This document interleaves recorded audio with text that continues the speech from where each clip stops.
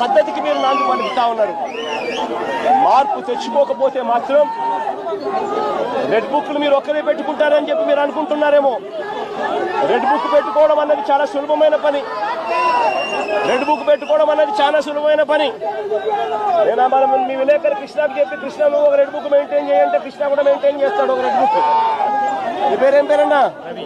రవికి చెప్పి, రవి నువ్వు ఒక రెడ్ బుక్ మెయింటైన్ చేయ రవి అని అంటే రవి కూడా మెయింటైన్ చేస్తాడు. అదే పెద్ద ఘనకార్యం కాదు, గొప్ప పని కాదు.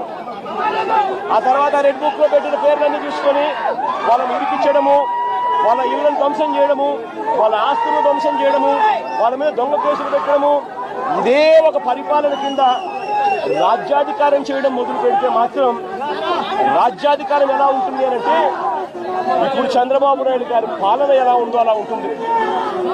చంద్రబాబు నాయుడు గారి ప్రభుత్వం వచ్చి 3-4 నెలలు కూడా కాయిపోలా.